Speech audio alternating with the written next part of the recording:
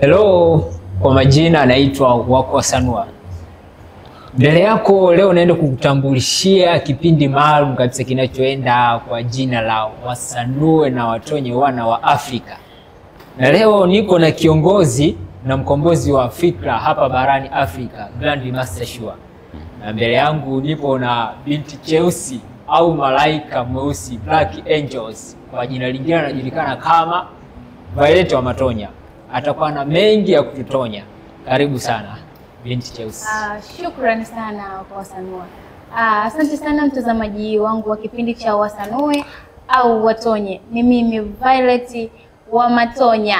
Niko hapa kukujuza mambo mengi na wewe uweze kujua mambo mengi kutoka kwa ndugu yetu au baba yangu Master Shua. Master Shua ni mtu ambaye amekuwa maarufu sana na akiwa anaongeleka sana mtandaoni. Kuna watu ambao wanampenda, wengine wanampinga kwenye baadhi ya mambo ambayo anazungumzia. Mimi ni moja ya watu ambao wana shauku ya kujua mengi kutoka kwa Master Shua. Tulia, usitoke tuweze kujua mengi kutoka kwa Master Shua. Master Shua, heshima yako, shikamoo. Marhaba, hujambo? Sijambo. Kwanza nimefurahi sana kuwa hapa kwa sababu nina shauku na nilikuwa nina shauku ya kujua mambo mengi kutoka kwako. Karibu sana. Asante. Na ningependa kujua Master Shua ni jina lako au kwa nini unajiita Master Shua?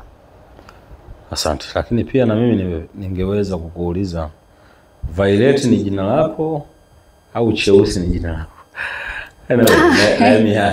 Asante.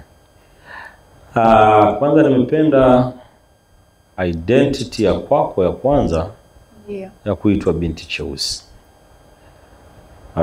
Kwa sababu weusi ni asili ya malaika ndio, wenye nguvu hapa duniani. Kwa hiyo jina la cheusi limenifurahisha sana.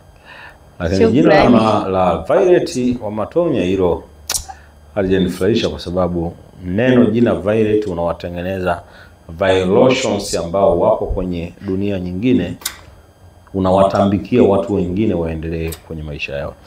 Okay, jina langu naitwa Master Shua. ndio. Jina la Master Shua nilipewa na Dracolisians, lakini nina majina ambayo yametokana na asili yangu. Naitwa Nhogota. Ndio. Nhogota ndio majina ya asili ya babu zangu. Chamulungu, yani Nhogota Chamulungu, ndio majina ya asili ya mizimu yangu. Kwa hiyo mimi naitwa Nhogota Chamulungu, maana yake mizimu ya miungu. Ndio jina langu. Karibu sana.